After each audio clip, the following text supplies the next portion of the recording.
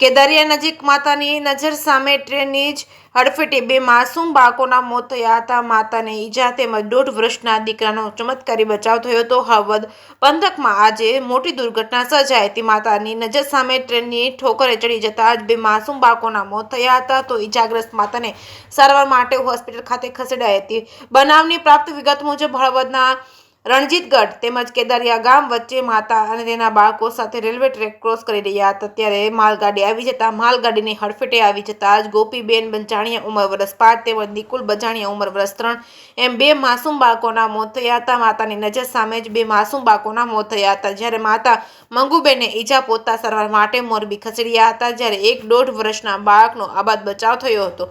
બે માસૂમ બાળકોના મોતના બનાવને પગલે હળવદ પંથકમાં શોકનું મોજું ફરી વળ્યું છે.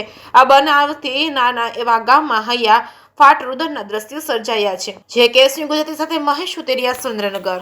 આ પરિવાર મારા ગામનો હતો ને વાડીએ ટિફિન લઈને ભાત દેવા જતા હતા. આગળ બે બાળકો હતા ને એક બેનના હાથમાં નાનું બાળક હતું ને ટ્રેન આવતી હતી કચ્છપુરથી.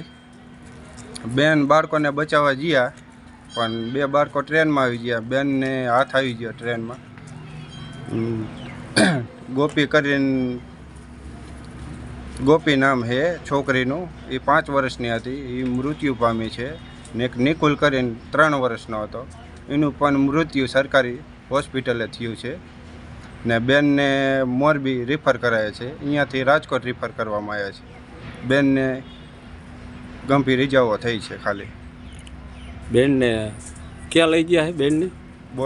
બેનને મોરબી સરકારી હોસ્પિટલે લઈ ગયા હતા, અહીંયાથી અત્યારે રાજકોટ રિફર કરાયા.